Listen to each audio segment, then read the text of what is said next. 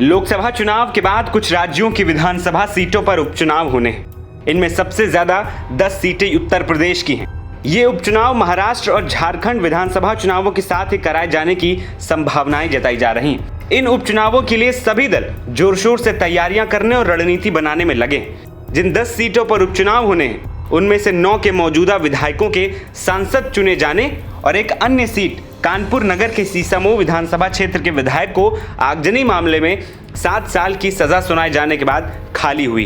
राजनीतिक समीकरणों के लिहाज से ये उपचुनाव बहुत ही महत्वपूर्ण है, इसीलिए सभी दलों की नजर इन चुनावों में है। चुनाव में जीत तय करने के लिए उम्मीदवार के चयन भी सभी दल करने लगे। अभी तक बहुजन समाज पार्टी की नेता मायावती ने अपने उम्मीदवारों के नामों का ऐलान किया है। अभी हाल ही में आजाद समाज पार्टी के नेता चंद्रशेखर आजाद ने भी अपने 3 उम्मीदवारों के नाम घोषित कर दिए। उन्होंने अपने उम्मीदवारों को मैदान में उतारकर मायावती के लिए चिंताएं बढ़ा दी।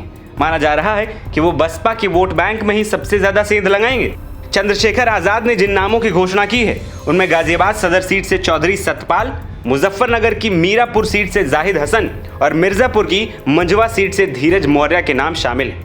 उन्होंने ऐलान किया है कि वे जल्द ही बाकी उम्मीदवारों के नामों का भी ऐलान करेंगे। इन उपचुनावों में विपक्षी इंडी गठबंधन और एनडीए के बीच जोरदार टक्कर होने की संभावना है। लोकसभा चुनावों में निराशाजनक प्रदर्शन के बाद उत्तर प्रदेश विधानसभा की 10 सीटों पर होने वाले उपचुनाव में भी भारतीय जनता पार्टी को विपक्षी गठबंधन से ठीक ठाक चुनौती मिल सकती है। विशेषज्ञ मान रहे हैं कि उपचुनावों वाले ज्यादातर क्षेत्रों के सामाजिक समीकरण बीजेपी के पक्ष में नहीं। हालांकि अभी उपचुनाव की तारीख घोषित नहीं की गई। भाजपा ने उपचुनाव में सभी 10 सीटें जीतने का संकल्प भी ले लिया है, लेकिन जानकारों का कहना है कि पार्टी के लिए इस लक्ष्य को हासिल करना आसान बिल्कुल नहीं होगा, क्योंकि समाजवादी पार्टी और कांग्रेस मिलकर चुनाव लड़ने की तैयारी कर रही। दूसरी ओर चंद्रशेखर के लिए मायावती ने भी जाल बिछाया है। एक ओर जहां मायावती के वोटों में सेंध लगाने की कोशिश चंद्रशेखर ने की है, तो दूसरी ओर मायावती ने चंद्रशेखर के एक करीबी को तोड़कर अपनी पार्टी से उम्मीदवार बना दिया है। जी हां, मायावती की बहुजन समाज पार्टी ने मिल्कीपुर और मीरापुर से अपने प्रत्याशियों की घोषणा की। मिल्कीपुर से रामगोपाल कोरी को टिकट मिला है, वहीं मीरापुर से चंद्रशेखर आजाद के करीबी जाहिद हसन को तोड़कर अपना उम्मीदवार मायावती ने बना दिया है।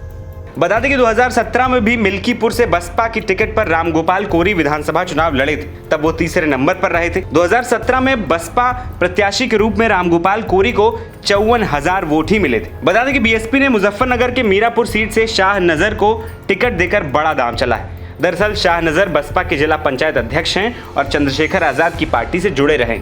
ऐसे में मीरापुर में मायावती ने चंद्रशेखर के करीबी को तोड़कर अपना उम्मीदवार बना दिया है। वहीं उपचुनाव की तारीखों का ऐलान होते ही प्रदेश के 2 बड़े नेताओं के बीच ये लड़ाई दिलचस्प होने वाली है, तो दूसरी ओर सपा और भाजपा भी पूरा जोर लगा रहे हैं। एनबीटी ऑनलाइन की रिपोर्ट।